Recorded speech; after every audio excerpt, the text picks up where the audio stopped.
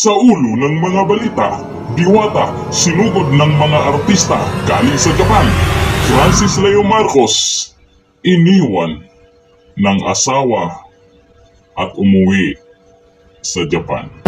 Ito, pag-usapan natin yan.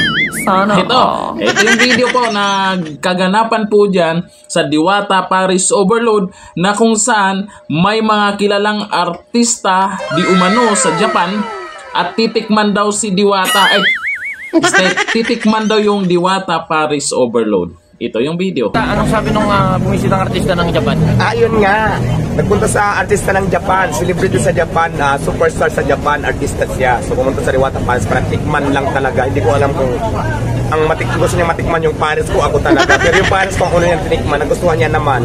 Paano na lang kaya kung ako pang natikman niya? Di paano kaya masasabi niya? Apakatindi!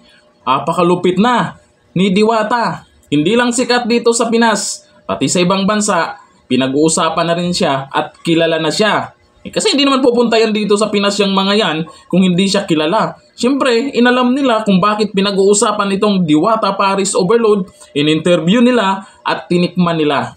Pero ang resulta, wala namang negative na nasasabi sila. Pero yung ibang kapwa Pinoy na mga inggitero-inggitera, sasabihin, walang lasa.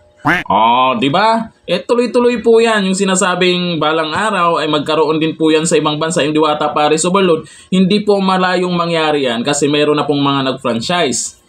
Di ba? Meron na pong iba't ibang mga personalidad dyan na may nakaya po nila na magtayo ng negosyo at mag-franchise po dyan sa Diwata Paris Overload. Kaya hindi malabong mangyari po yan. Pero, eto naman, nakakalungkot na balita nung netong mga nakaraang panahon, kasi usapang Japan po tayo.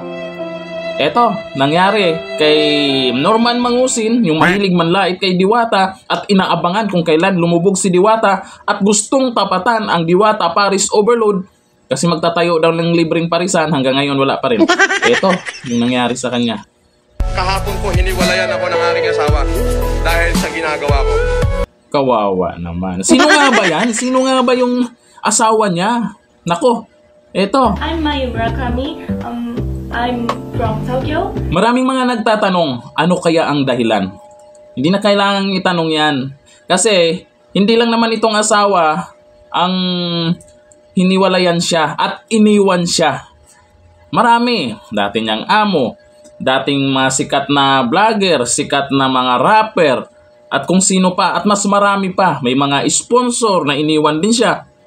Kasi naman, itong si Norman Mangusin, na booking dahil sa pagiging scammer na si Francis Leo Marcos.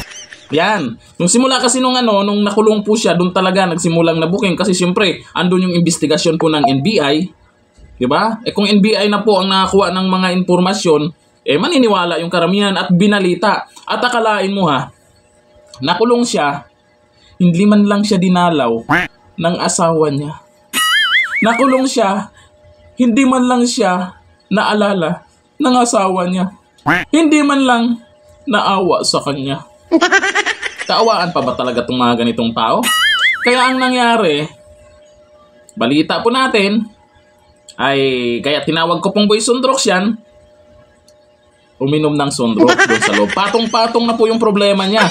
Hindi man lang siya naalala nung asawa niya. Diba, ikaw nakulong pero walang balita. Diba, hindi man lang dinalaw, hindi man lang kinumusta. Uminom ka na lahat-lahat ng Sundrox. Wala na rin paramdam itong taga-Japan na si Mayo. Kasi alam na nila, booking na yung pagkatao ng peking Marcos na yan. Talahin nyo asawa na, mga dating kasamahan niya, at kung sino pa, ay inayawan na siya. Pero bakit hanggang ngayon, may naniwala pa rin sa kanya? Bakit nga ba? Unang-una, ay posibleng totoo po yung sinasabi niyang anting-anting. Pangalawa, meron talagang tao na mapera pero mahina mag-isip. Meron talaga tayong mga kababayan na maraming pera, kaunti lang ang laman. Na ito. Sana all. Alam nila, harap-harapan ay binubudol na sila. Alam nila na lumabas na po yung katotohanan kung ano yung totoong pagkatao. Naniniwala pa rin silang mayaman. May mayaman ba na nangungupahan? May mayaman ba nang wala man lang sariling bahay? May mayaman ba na wala man lang negosyo? Sasabihin lang niya, eto negosyo ko, sa akin yan, sa akin to. Pero walang maipakita. May mayaman ba na wala man lang binayaran sa BIR?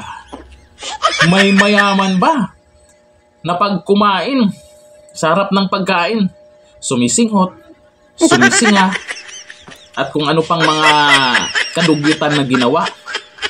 May mayaman ba na pag nagla-live sa YouTube, nanghihingi lagi ng super chat?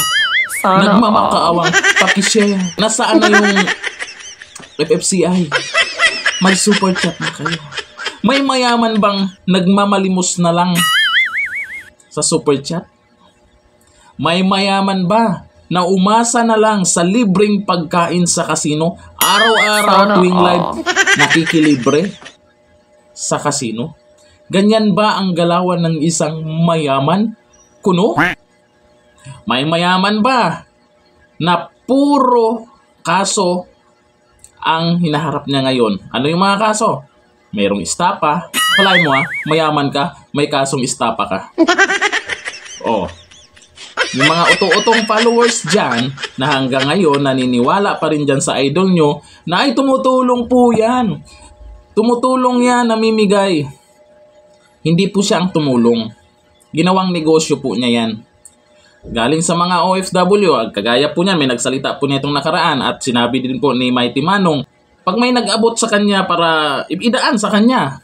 Kasi akala nila mayaman talaga yan. O, aabot ng 100,000. Pera ng OFW. Ang ipamigay sa halagang 10,000.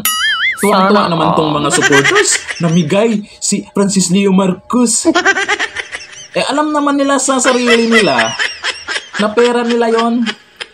Sa foundation na may foundation pa silang ginawa, di ba? Alam nila sa sarili nila. Tapos sila yung nagbigay. May mayaman ba na kayo yung nagbibigay? Di ba mga OFW na nauuto pa rin hanggang ngayon, pero maraming nagising sa katotohanan, maraming tumiwalag na. Pero pag tumiwalag ka, ay talagang aawayin ka, mumurahin ka, sasabihan ka pang magnanakaw, o kung ano-anong sasabihin sa'yo, para yung mga naiwan, takot tumiwalag na. Kaya gumising na kayo, at mas maganda, bumaliktad na kayo, masuportahan nyo po si Diwata. Mas mapagkatiwalaan po si Diwata kaysa Peking Marcos. Pangalan pa lang paggamit ng Peking Marcos, alam na, pambubudol na. Diba? Norman Mangusin ang pangalan yan Sinabi na po sa NBI na po yan. Norman Mangusin aka Francis Leo Marcos. Diba? Pwede, yung susuportahan nyo, yung taong nilait niya, minaliit niya, gusto niyang tapatan kasi nainggit nga siya. Akalain mo si Diwata ang nilalapitan ngayon ng mga sikat. Si Francis Leo Marcos ang iniiwasan ngayon ng mga sikat. Yun ang kaibahan ng dalawa. Hanggang dito lang. Thank you. Bye-bye.